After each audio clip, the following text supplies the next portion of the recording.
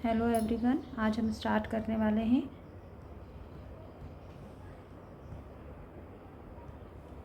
माधव निदान। यदि आप लोगों ने पहले इसको फॉलो किया होगा तो आपने देखा होगा कि हमने इससे पहले जो है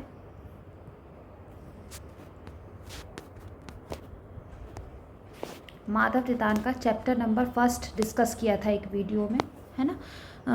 उसके आगे का मैं इसमें पढ़ाने वाली हूँ। बीच में जो था वो गोविंद पारेख के जो कंपैरेटिव स्टडी के 51 पेज जो हैं वो हमारे कंप्लीट हो गए हैं। आप इसके जो वीडियो हैं वो आप चैनल पे देख सकते हैं। अब जो मैं यहाँ स्टार्ट करने वाली हूँ वो है माधव निदान, है ना। माधव निदान का चैप्टर नंबर जो 1 था पंच निदान, वो हमने इससे पहले डिस्कस कर लिया था। आप उसका जो वीडियो है वो भी चैनल पे देख सकते हैं। यदि आप नए हैं तो इस चैनल को लाइक करना है और शेयर करना है, ठीक है। अब जो है आज हम यहाँ से स्टार्ट करने वाले हैं वो है ज्वर निदान, है ना। पहले सेकेंड चैप्टर यदि आप देखेंगे तो ज्वर निदान है। ज्वर का यदि बात की जाए, ज्वर की बात की जाए तो यदि मॉडर्न में देखा जाए तो इसको क्या बोलते हैं, फीवर, पायरेट्जिया।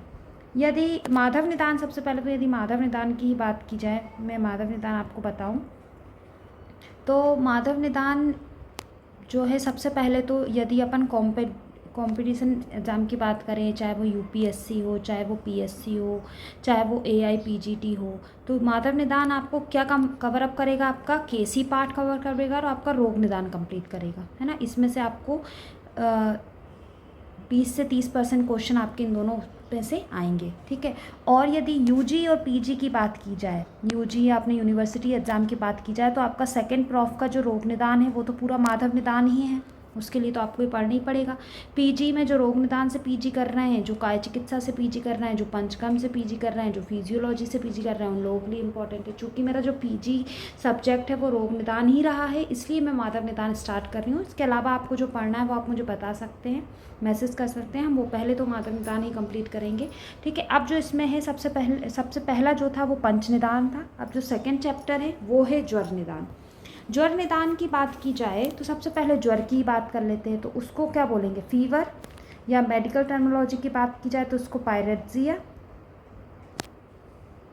ठीक है। अब इसमें जो पहला श्लोक है वो क्या है, दक्ष अपमान संक्रुद्ध रुद्र निःश्वास संभवा। इसी में इसका इन्होंने कॉज बताया है, ठीक है। कॉज क्या बताया है, रुद्र निःश्वास संभवा, ठीक है। ज्वरो अष्टधा पृथक द्वंद्व संघात आगंतुज स्मृतः। यदि अपन इस स्पेसिफिक यदि श्लोक की बात करें तो इसमें क्या है, दक्ष प्रजापति के अपमान से क्रुद्ध हुए रुद्र, रुद्र मतलब शिव जी की बात हो रही है यहाँ, रुद्र निःश्वास संभव, रुद्र के निःश्वास से ज्वर की उत्पत्ति बताई है। किसने, माधव ने। ज्वर जो है 8 प्रकार का बताया है। 8 प्रकार के कौन सा, वातज, पित्तज, कफज, वात पित्तज, पित्त कफज, वात कफज और त्रिदोषज, और 8वां है आगंतुज। इस तरह ये कितने प्रकार का बताया गया है, 8 टाइप का ज्वर बताया गया है, ठीक है। सभी रोग में यदि कोई सा प्रधान बताया गया है तो वो ज्वर बताया गया है, ठीक है। ऐसा बोला गया है कि इसका सबसे पहला वर्णन क्यों किया गया, इसका कारण यही है कि सबसे पहले जो ज्वर होता है ना, सभी रोगों में सबसे प्रधान क्या होता है, ज्वर होता है, क्योंकि इसकी उपस्थिति अनुपस्थिति प्रत्येक व्याधि में महत्वपूर्ण स्थान रखती है ना। यदि अपन देखा जाए कि यदि किसी को यूटीआई हुआ है, या किसी को अपर रेस्पिरेटरी ट्रैक इन्फेक्शन हुआ है, या किसी को लोअर रेस्पिरेटरी ट्रैक इन्फेक्शन हुआ है, या सार्स हुआ है ना, जैसे कोविड, या कोई भी बैक्टीरियल या वायरल इन्फेक्शन हुआ है, कुछ भी चीज़ हो, अपन सबसे पहले क्या हिस्ट्री लेते हैं, फीवर आया कि नहीं आया। तो फीवर इज़ इम्पॉर्टेंट, इसलिए पहले ये बताया गया, ज्वर को सबसे प्रधान बताया। ऐसा कहा गया है कि ये व्याधि जो है जन्म और मरण दोनों की अवस्थाओं में ज्वर होता है। यदि किसी का जन्म हो रहा है तो भी उसको फीवर आएगा, और यदि किसी का मृत्यु हो रही है, मरण हो रहा है, तो भी फीवर आएगा। तो फीवर इतना इम्पॉर्टेंट है, ठीक है। इसको अलग अलग जो प्राणी है उनमें अलग अलग नाम दिया गया है। जैसे हाथियों में यदि फीवर होता है ना तो आयुर्वेद ने उसको पाकल बोला है, ठीक है। घोड़ों में यदि फीवर होता है, घोड़ा जो रहता है अपना, उसमें होता है तो उसको क्या बोला है, अभितापन। ये कई बार ये क्वेश्चन ना यूपीएससी जैसे एग्जामों में आ जाते हैं। गाय में फीवर होता है तो उसको क्या बोला है, ईश्वर। ठीक है। और यदि मनुष्य में होता है तो ज्वर, ठीक है। बकरी या भेड़ में होगा तो प्रलाप,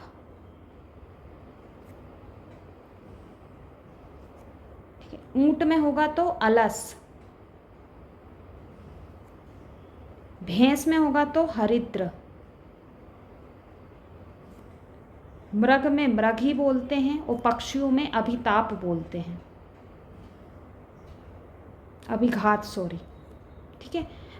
मछली में इसको इंद्रमद बोलते हैं। इतना कोई डीप नहीं आता, कई बार ये हाथी वाला बहुत इंपॉर्टेंट है, कई बार हाथी वाला आया है। और ये सब किसने बोला है? ये पाल काव्य ने। ये किस आचार्य ने बताए हैं ये नाम? पाल काव्य ने दिए हैं, पाल काव्य आचार्य ने ये नाम दिए गए हैं, ठीक है। तो यहाँ जो है इसलिए मैंने आपको ये बताया गया है कि ज्वर का वर्णन क्यों हुआ। कई बार इंटरव्यूज़ में ना, यदि आपको कोई रोग निदान वाला बैठ गया, आपने पीएससी का इंटरव्यू दे रहे हैं, तो वो ये आपको क्वेश्चन करेगा कि भाई ज्वर ही सबसे पहले क्यों वर्णित है, तो आपको यहाँ बताना पड़ेगा, है ना। क्रोध से क्यों बोला है कि भाई, यहाँ बताया गया है कि क्रोध से रुद्र निःश्वास से उत्पन्न हुआ है। तो क्रोध से क्यों बोला है? तो क्रोध में जो होता है ना, वो पित्त की वृद्धि होती है। यदि किसी का क्रोध बढ़ रहा है, किसी को क्रोध हो रहा है, तो उसका क्या बढ़ रहा है? पित्त बढ़ रहा है ना। पित्त को ही सुश्रुत ने अग्नि की संज्ञा दी है। और यदि पित्त बढ़ेगा तो अग्नि बढ़ेगी, और अग्नि बढ़ेगी तो ज्वर बढ़ेगा, टेम्परेचर बढ़ेगा। इसलिए इन्होंने यहाँ रुद्र निःश्वास संभवा, भाई रुद्र के पसीने से भी तो हो सकता था, रुद्र के हाथ में से, आँखों में से भी तो हो सकता था, रुद्र की वाणी से भी तो हो सकता था ना।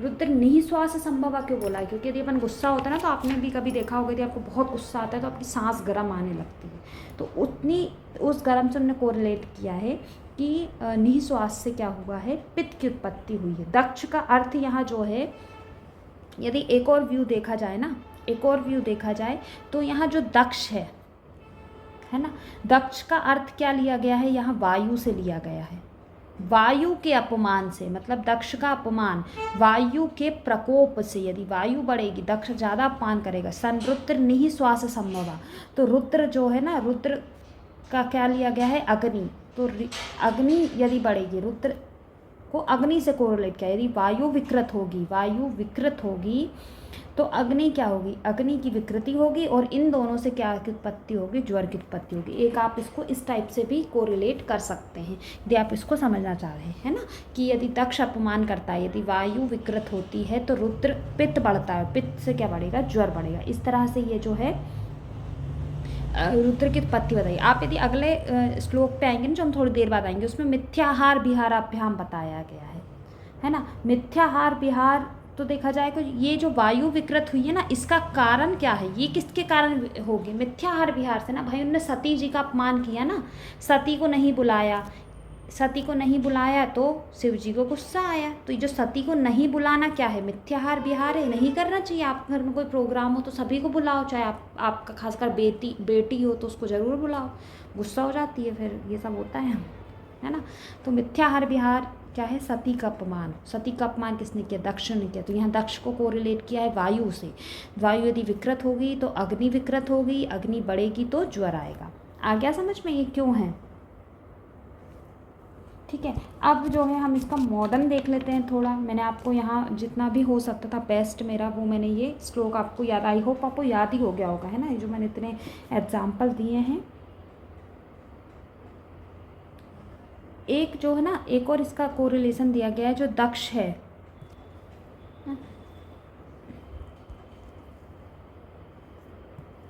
जो दक्ष है ना, यहाँ दक्ष को जो इन्होंने यहाँ इंद्रियों से, कई जगह कई टीकाओं में दक्ष को इंद्रियों से कोरिलेट किया है। अलग रहती है भाई। इस श्लोक से आपने अपना क्या अर्थ निकाला? यदि आप बहुत सारी किताबें पढ़ने लगोगे ना, यदि आप माधव निदान भी पढ़ लोगे, भेल भी पढ़ लोगे, पाल काव्य पढ़ लोगे, चक्रपाणी पढ़ लो, जब आप बहुत सारी किताब पढ़ो तो आप अपना उसमें व्यू देने लगते हैं। आयुर्वेद में एक्चुअली यही प्रॉब्लम हो रही है ना, इसलिए नई किताबें नहीं आ रही हैं।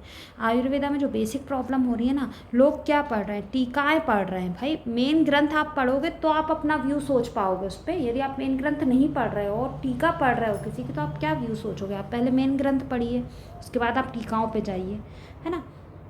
तो यहाँ कई टीकाओं में दक्ष को इंद्रिय माना है। यदि आप इंद्रियों का आहार विहार सही से नहीं कर रहे हो, इंद्रियों का कर रहे हो, तो वही अग्नि बढ़ जाएगी, है ना। अग्नि के देवता रुद्र को माना है। जहाँ इंद्रियां सही से काम नहीं करेंगी, इंद्रियां अपमान करेंगी, वहाँ अग्नि बढ़ जाएगा, और अग्नि बढ़ जाएगा तो ताप नियंत्रण केंद्र अपना बिगड़ जाएगा। ताप नियंत्रण केंद्र बिगड़ेगा तो क्या होगा, ताप का निहरण नहीं हो पाएगा, ताप में वृद्धि होगी, और जिससे क्या हो जाएगा, ज्वर होगा। ठीक है, तो एक जो बेसिक आप संप्राप्ति की बात की जाए ना, कोई बोले क्या है दक्ष, भाई ये तो कहाँ पहुँच गए, इससे क्या डिसीज होगा, तो आप इसको ऐसे कर सकते हो कि जो शरीर में विष उत्पत्ति हुई, विष की उत्पत्ति हुई, या शरीर में वायु विकृत हुई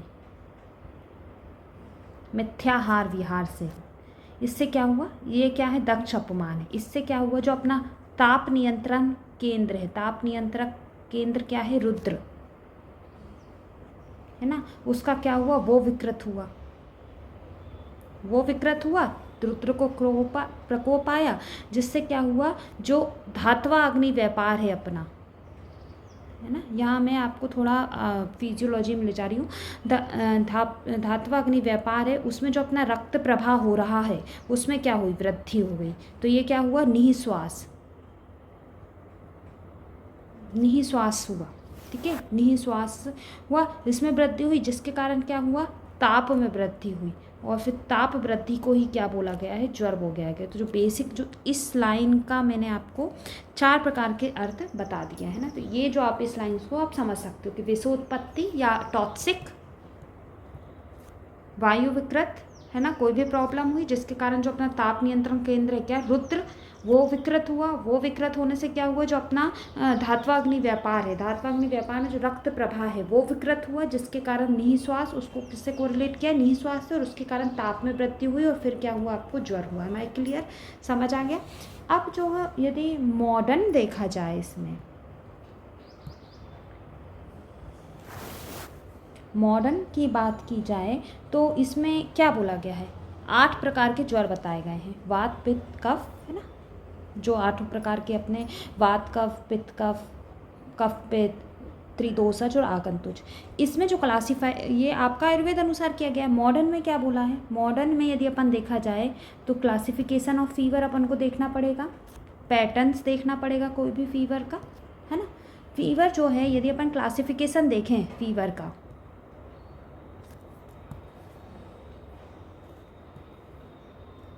यदि फीवर का क्लासिफिकेशन देखें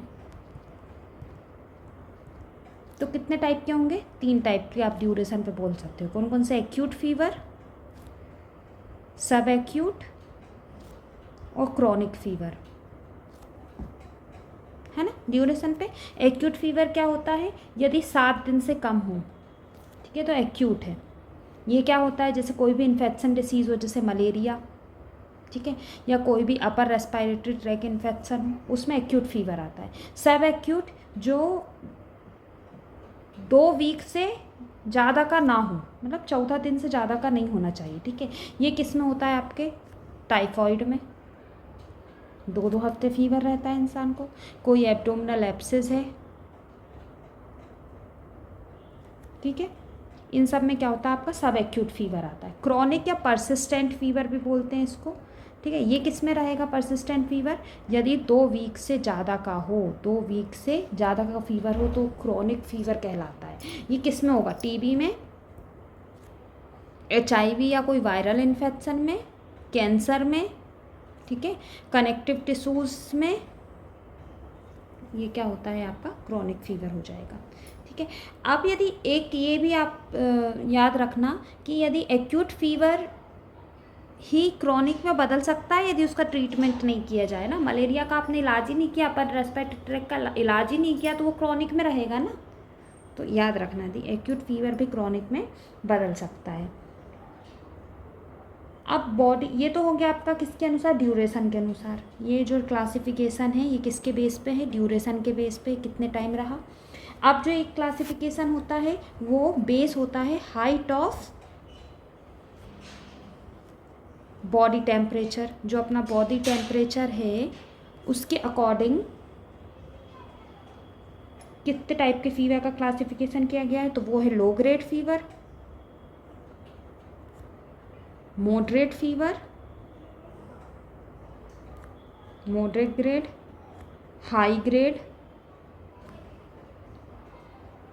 और हाइपरपायरेक्सिया, है ना। तो लो ग्रेड फीवर क्या होता है,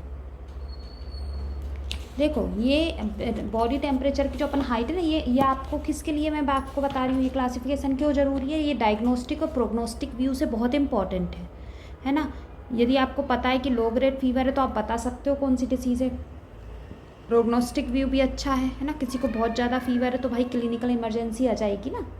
इसलिए जैसे कि कुछ स्टडी बताती हैं कि हाई ग्रेड फीवर यदि बच्चों में कुछ सीरियस बैक्टीरियल इन्फेक्शन के कारण होता है ना। बच्चों में यदि लो ग्रेड फीवर तो इतना नहीं है, पर बच्चे को झटके आ रहे हैं, बहुत ज़्यादा फीवर है, तो कोई उसको बैक्टीरियल इन्फेक्शन है तो अपन को तुरंत उसको जाके हाई रिस्क पे रखना पड़ेगा। इसलिए ये आपका डायग्नोस्टिक और प्रोग्नोस्टिक व्यू से बहुत इंपॉर्टेंट है हाइट ऑफ द फीवर। तो लो ग्रेड फीवर क्या होता है, तो low grade fever normal temperature कितना रहेगा, नॉर्मल टेम्परेचर रहता है, मैं आपको फ़ारेनहाइट में बताती हूँ 98.6 से 100.4 तक यदि रहे तो वो नॉर्मल रेंज आती है किसकी, टेम्परेचर की, बॉडी टेम्परेचर की। ठीक है, ऐसा सिर्फ 98.6 ही नहीं होना चाहिए। किसी का 99 है तो ऐसा मत कह देना उसको फीवर है। ठीक है, यदि कोई बीमार है और उसका 99 आ रहा है फीवर, या गर्मी है 99 आ रहा है तो नॉर्मल है ना, कोई इसको बुखार नहीं है। तो 98.6 से 100.5 डिग्री फ़ारेनहीट होता है ना, तो नॉर्मल टेम्परेचर होता है। यदि आपका लो ग्रेड फीवर किसको बोलेंगे, लो ग्रेड फीवर होता है यदि 100.5 से 102.2 डिग्री फ़ारेनहीट है टेम्परेचर, तो लो ग्रेड फीवर कहलाता है। मॉडरेट फीवर कहलाता है यदि 102.2 से 104.0 डिग्री फ़ारेनहाइट है तो वो मॉडरेट फीवर है ना। 104 यदि फीवर आ रहा है ना तो मॉडरेट हाई में आता है, वो हाई में नहीं आता। हाई फीवर क्या कहलाता है, 104 से 106 डिग्री हो गया तो हाई ग्रेड है। 104 के बाद तो इंसान बेहोश ही होने लगता है, तो हाई ग्रेड फीवर है। और हाइपरपायरेक्सिया होता है यदि 106 से ज़्यादा है ना, यदि वो थर्मामीटर में ही नहीं आ रहा है तो वो हाइपरपायरेक्सिया में आता है। हाइपरपायरेक्सिया होता है यदि आपकी कभी इमरजेंसी ड्यूटी लगेगी तो लोगों को 106 110 फीवर रहता है। ठीक है, इसके बाद ये तो हो गया ड्यूरेशन पे, एक्यूट, सब एक्यूट, क्रोनिक। एक होता है हाइट ऑफ बॉडी टेम्परेचर पे, low grade, moderate, high, hyperpyrexia. अब एक और जो होता है वो जो एक और टाइप से जो फीवर के टाइप होते हैं वो होते हैं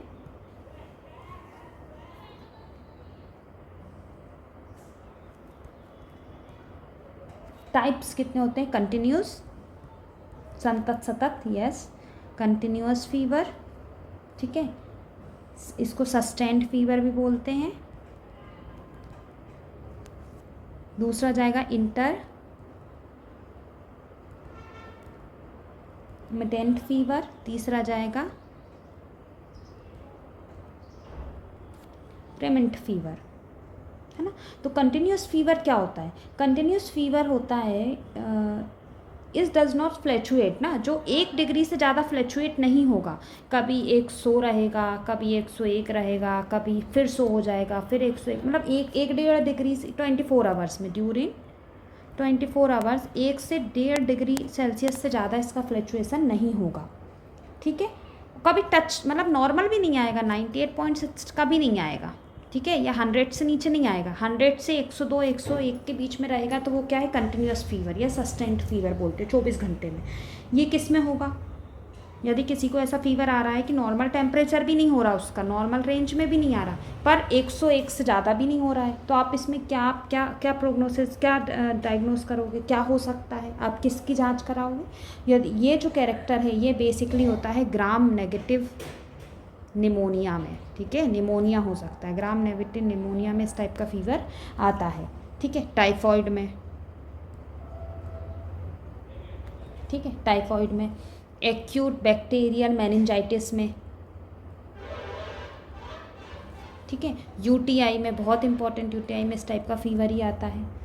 इस टाइप की यदि कुछ है तो उसको कंटिन्यूअस फीवर या सस्टेन्ड फीवर भी बोलते हैं। तो सस्टेन्ड फीवर मैंने बता दिया क्या होता है। ठीक है, अब यदि इसके साथ अपन को और चीज़ें भी देखना है, देखो जैसे टाइफाइड की अपन बात की जाए तो टाइफाइड में जो होता है ना, रिलेटिवली ब्रेडिकार्डिया, एक जो सिम्टम होता है वो होता है रिलेटिव ब्रेडिकार्डिया। ये क्या होता है ना। ये क्वेश्चन मुझसे ही पूछा गया था इंटरव्यू में। रिलेटिव ब्रेडिकार्डिया किस में पाया, किस डिसीज़ में देखा जाता है, तो टाइफॉइड में देखा जाता है ना। रिलेटिव ब्रेडिकार्डिया क्या होता है? टेम्परेचर पल्स डिसोसिएशन, यदि टेम्परेचर बढ़ रहा है और पल्स कम होती जा रही है। यदि टेम्परेचर 101 है तो पल्स 70 आपका 60 चल रही है। जैसे टेम्परेचर 102 हुआ, पल्स 50 हो गई। टेम्परेचर बढ़ता जा रहा है और पल्स कम होती जा रही है, इसको बोलते हैं relatively bradycardia, temperature pulse dissociation. या इसको क्या बोलते हैं? फैगेट्स साइन। इसको कौन सा साइन बोलते हैं? फैगेट्स साइन। ठीक है, ये किस में होता है? यदि ये है अनट्रीटेड, यदि अनट्रीटेड टाइफॉइड का लक्षण है ये। यदि किसी को टाइफाइड हुआ और उसका सही से ट्रीटमेंट नहीं हो पाया तो उसमें रिलेटिवली ब्रेडिकार्डिया दिखती है। बहुत इंपॉर्टेंट साइन है, बहुत बार इंटरव्यूज़ में या कई बार एग्जाम्स में आता है रिलेटिवली ब्रेडिकार्डिया किस में होता है। ठीक है, और किस में हो सकता है? ये सिर्फ इसमें नहीं पाया जाता, और भी बहुत डिसीज़ है। येलो फीवर में भी होता है। मेनली जो अनट्रीटेड टाइफाइड किसी को बोल दोगे ना तो वो खुश हो जाएगा आपसे कि पढ़ा है बच्चे ने कुछ। ठीक है, फिर आता है आपका इंटरमीडिएट ना। इंटरमीडिएट फीवर की बात करें, अपन ने अभी पढ़ लिया कंटिन्यूअस फीवर, अब अपन पढ़ रहे हैं intermittent fever. Intermittent fever is defined as a fever present only several hours during the day, है ना, कुछ घंटों तक रहता है, several hours during the day.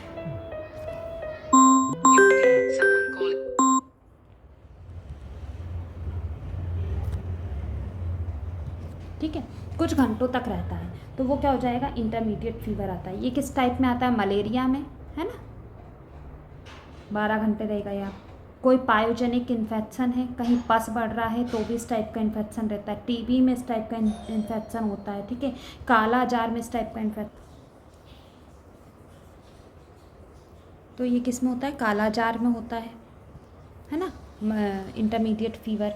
और किस में हो जाएगा आपका? सेप्टिसीमिया, बहुत इंपॉर्टेंट। सेप्टिसीमिया यदि किसी को हो रहा है ना, यदि सेप्टिसीमिया किसी को हो रहा है तो भी उसको इंटरमीडिएट फीवर आता है। मतलब कुछ घंटों तक रहेगा, कुछ मतलब बहुत लंबे घंटे तक रहता है। ठीक है,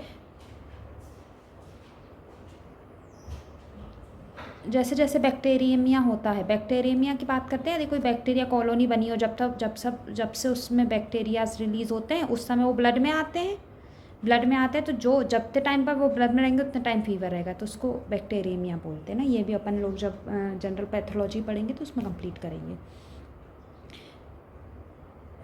ऐसे मलेरिया में भी ऐसा ही होता है ना। ये पैरासाइट की स्पेसीज पे डिपेंड करता है कि उसका जो पीरियड रहेगा वो कैसा रहेगा। जैसे फैल्सीफेरम है तो उसमें 24 आवर्स का रहता है। ओवेल और बाइवेट से प्लाज्मोडियम तो आपका 48 आवर्स का रहेगा। यदि प्लाज्मोडियम मलेरिया आपको हुआ है तो 72 आवर्स में आपको फीवर आएगा। तो ये जो बैक्टीरिया रहेगा या जो पैरासाइट्स रहते हैं उन पे डिपेंड करता है इसका फीवर का टाइम।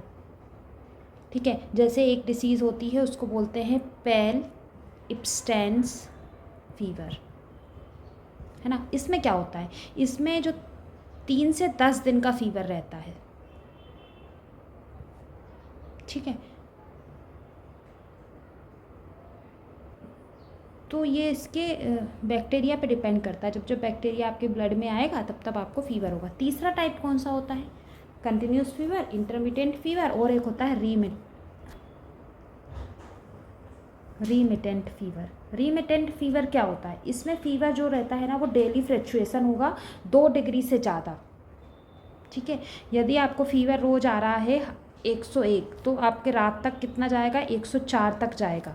2 डिग्री में फ्लक्चुएशन होता है, कभी 2 डिग्री कम होगा कभी ज़्यादा होगा, पर कभी क्या होता है नॉर्मल रेंज में नहीं आ पाता, तो उसको क्या बोलते हैं? रीमिटेंट फीवर बोलते हैं, है ना।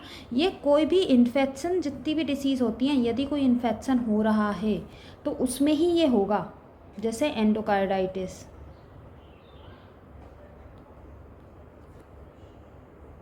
है ना। और यदि इसके साथ आपको नाइट स्वेट्स भी हो रहा है ना, यदि आपको बुखार आ रहा है और उसके साथ आपको रात में पसीना भी आ रहा है तो ये क्या होता है आपका? टीबी में,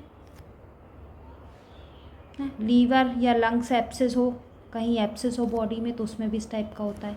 कैंसर में होता है, ठीक है। तो ये मैंने आपको मेनली जो डिवाइडेशन है फीवर का वो समझा दिया है ना। कैसा डिवाइडेशन था एक बार मैं शॉर्ट में आपको बता देती हूँ। फीवर का डिवाइडेशन हमने 3 टाइप से किया था, ड्यूरेशन के आधार पर, है ना, एक्यूट, सब एक्यूट, क्रॉनिक, है ना। इसके बाद हमने किसके आधार पर किया था, इसके बाद हमने बॉडी टेम्परेचर के आधार पर किया था। जो हमारा बॉडी टेम्परेचर था रेंज, है ना, उसमें क्या था, उसमें 4 टाइप थे, लो, मॉडरेट, हाई और हाइपर पायरेक्सिया, है ना। और जो तीसरा टाइप है वो मैंने किसके में किया था, ये जो हमने किया था कॉज के आधार पर। तो 3 टाइप का था, कंटिन्यूअस, इंटरमीडिएट और रिमिटेंट। ठीक है। तो अब यदि आपको फीवर आए आपको लिखने, तो उसका आपको सबसे पहले डेफिनेशन लिखना है कि फीवर क्या होता है ना। और फिर अपन को इसके ये टाइप आपको बताने हैं, ये आपको यूजी के हिसाब से मैं बता रही हूँ। अब जो है ना इसको डिवाइड कर, क्लासिफिकेशन की कैटेगरीज देखा जाए, ये क्या था, क्लासिफिकेशन था। अब हम इसकी कैटेगरीज की बात करें। देखो फीवर में आपको ये क्या बता रही हूँ, यदि आपके पास कोई आप यदि इंटर्न हो गए, है ना, या आप अपना क्लिनिक खोलोगे या आप कहीं प्रैक्टिस करने जाओगे, तो आपको क्या करना है, या आप कभी केस प्रेजेंटेशन करोगे अपने यूजी या पीजी लेवल पे, तो आपको किसी को फीवर आ रहा है तो बस ये मत लिख देना फीवर या पायरेक्सिया, ये नहीं लिखना है। आपको क्या लिखना है, यदि इसको acute low grade continuous fever है, इसमें आपने क्या बता दिया कि इसको 7 दिन से कम दिन में फीवर है, इसको 100 डिग्री से कम आता है फीवर, है ना, 100 डिग्री तक फीवर है, कंटिन्यूस मतलब इसको दिन भर फीवर हो रहा है।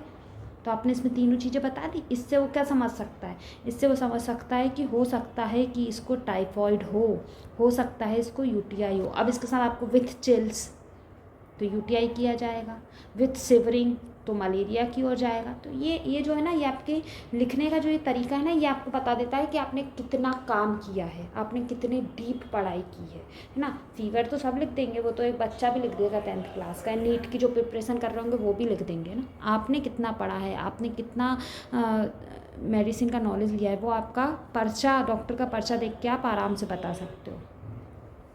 ठीक है। अब जो है मेन कैटेगरीज़ की यदि अपन बात करें, जैसे कि आयुर्वेद में तो उन्होंने 8 टाइप का ही वर्णित कर दिया है, उसके बाद ये धातुगत भी बताएंगे।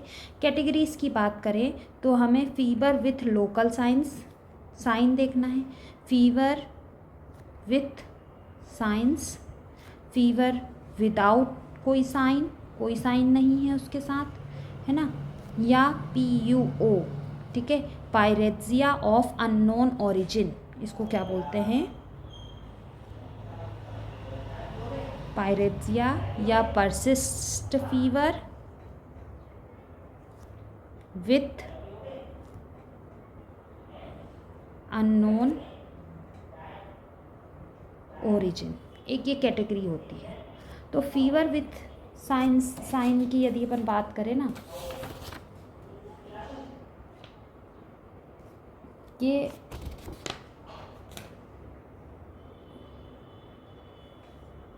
उसके साथ चिल, यदि उसको ठंड रख के तो बुखार नहीं आ रहा, उसको कपकपी के साथ बुखार तो नहीं आ रहा, नाइट स्वेट के साथ बुखार तो नहीं आ रहा, ठीक है, वेट तो कम नहीं हो रहा, ठीक है, रेस्पायरेशन कैसा चल रहा है उसका, पल्स कैसी चल रही है, ठीक है, पेन कहाँ है, ये सब क्या होता है, इसके साइन होते हैं। ठीक है, ये अपन को साइन में देखना है। विदाउट साइन सिर्फ फीवर आ रहा और कुछ साइन नहीं है। पायरेक्सिया ऑफ अननोन ओरिजिन बहुत इंपॉर्टेंट चीज़ है ना। यदि उसको ये हम यदि आगे जो पढ़ेंगे ना उसमें मैं आपको ये कवर करवाऊंगी ना। अभी ये बहुत डीप हो जाएगा। अभी जो कैटेगरी मेन 3 है जो मैंने आपको यहाँ बताई है। अब इसके बाद जो है ना मेन हम लोग यहाँ दिखेंगे पढ़ेंगे वो है थर्मो रेगुलेशन। भाई अपन फीवर बात कर रहे हैं इतनी देर से, बॉडी टेम्परेचर बात करें तो सबसे पहले तो आपको बॉडी टेम्परेचर कैसे मेंटेन होता है और कैसे बढ़ता है ये आपको आना चाहिए। है ना। तो सबसे पहले तो याद रखिए कि बॉडी टेम्परेचर जो होता है ना वो बहुत सारी चीज़ों पे डिपेंड करता है। बायोलॉजिकल फैक्टर जैसे time of the day, site of the temperature measurement, physical activity कितनी हुई है, एज क्या है, सेक्स क्या है, इन सब पे डिपेंड करेगा।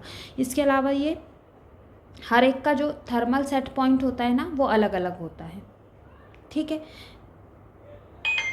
तो सबसे पहले तो जो जो लिखिए, जो एंटीरियर अपना हाइपोथैलेमस होता है जो एंटीरियर हाइपोथैलेमस होता है ना, उसी को is still considered of the major thermoregulatory centre of the CNS। जो CNS में जो मेजर थर्मोरेगुलेटरी सेंटर जो होता है ना वो क्या होता है, अपना एंटीरियर हाइपोथैलेमस। ठीक है, ये आपको पता होना चाहिए। यहीं से अपना पूरा थर्मल रेगुलेशन होता है। ठीक है। अब यदि अपन टेम्परेचर की बात करें तो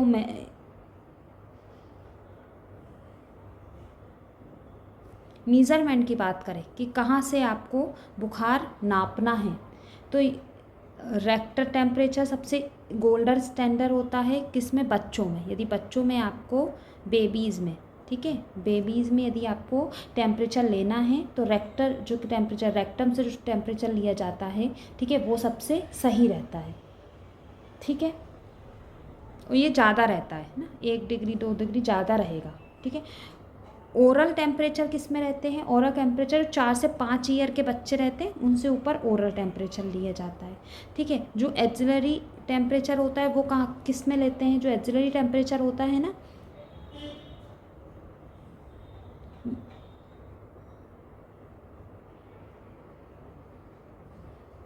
वो मेनली यदि कोई अपन को एक ही थर्मामीटर से बहुत सारे लोगों का लेना है ना, तो एक्सरे का करते हैं। और चूँकि ये जो रहता है ना, ये इसमें और रेक्टर टेम्परेचर में थोड़ा अंतर रहता है। वो कितना रहता है, जो अपना एक्सरे टेम्परेचर रहता है ना वो 0.5 से 0.8 डिग्री सेल्सियस कम रहता है रेक्टम की अपेक्षा। ठीक है। यदि रेक्टम में किसी का 100 आ रहा है तो इसमें कितना रहेगा, 99.5 रहेगा।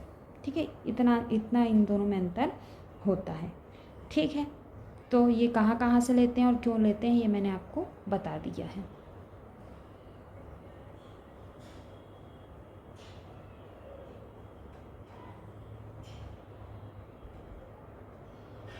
देखो अब भाई फीवर क्या करता है, फीवर क्या है, फीवर जो है ना, फीवर का एक तो दोनों साइड होती है, पॉजिटिव साइड भी है, यदि बॉडी में फीवर आ रहा है तो पॉजिटिव भी है और नेगेटिव इफेक्ट भी होता है बॉडी में। पॉजिटिव इफेक्ट क्या होता है, यदि हाई बॉडी टेम्परेचर जो रहता है ना वो जो माइक्रो ऑर्गेनिज्म होता है ना उनका रिप्रोडक्शन को कम कर देता है। ठीक है। कैसे, जो उनको न्यूट्रिशन मिल रहा है, जो उनको फ्री आयंस मिल रहे हैं, जो उनको न्यूट्रिशन मिल रहा है बढ़ने के लिए, उसको फीवर कम कर देता है, जिससे उनका रिप्रोडक्शन रुक जाता है। एक तो ये इसका पॉजिटिव साइन हुआ। जो अपना इम्यूनोलॉजिकल रिस्पॉन्स होता है, फेगोसाइटोसिस होता है, वो बढ़ा देता है ना, इसके कारण भी इनका रिप्रोडक्शन रुक जाता है। तो एक ये पॉजिटिव साइन ही हुआ। नेगेटिव साइन क्या होता है, यदि फीवर क्या करता है, जो अपना बेसिक मेटाबॉलिज्म रेट है ना उसको 10 से 12% बढ़ा देता है ईच डिग्री में। ईच 1 सेल्सियस बढ़ता है तो अपना जो BMR है वो 10 से 12% बढ़ जाता है। जिससे कारण क्या होगा, जिसके कारण अपनी ऑक्सीजन की रिक्वायरमेंट क्या होगी, बढ़ेगी। ऑक्सीजन रिक्वायरमेंट बढ़ेगी तो CO2 भी ज़्यादा निकलेगा, ऑक्सीजन ज़्यादा लोगे तो फिर अपन को क्या होगा, फ्लूड और कैलोरीज की नीड ज़्यादा होगी, है ना। तो ये एक अपन को, जिसके कारण अपन को क्या होगा, ये ज़्यादा हो जाएगी, फ्लूड नहीं मिल रहा है आपको, फीवर लगातार आ रहा है तो आप उसमें चले जाओगे, हाइपोवेंटिलेशन में चले जाओगे, है ना, फ्लूड डिहाइड्रेशन में चले जाओगे। एक ये इसका माइनस पॉइंट रहता है। ठीक है। यदि फ्लूड रिक्वायरमेंट की बात करें ना, कितनी होती है, फ्लूड रिक्वायरमेंट 100 ml बढ़ जाती है ईच डे। यदि 1 डिग्री सेल्सियस आपका टेम्परेचर बढ़ता है तो आप दिन भर में आपकी रिक्वायरमेंट 100 ml बढ़ जाएगी।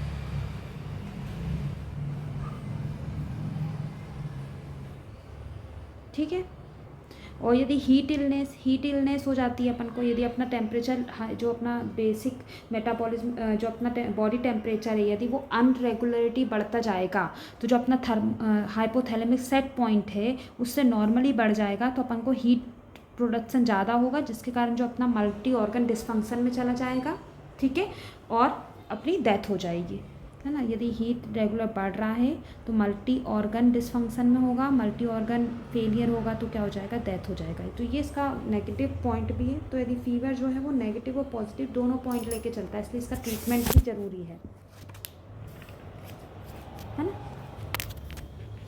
तो ये क्या क्या करता है फीवर की यदि पैथोलॉजी देखा जाए तो फीवर क्या करता है, एक्सेसिव हीट कॉज की बात की जाए, है ना, हाइपरथर्मिया का कि बॉडी टेम्परेचर बढ़ने का कॉज क्या है, तो एक्सेसिव हीट प्रोडक्शन, हीट का ज़्यादा बढ़ना, जैसे exertion, heat stroke, malignancy, tetanus, delirium, कोई भी ड्रग्स, या फिर हीट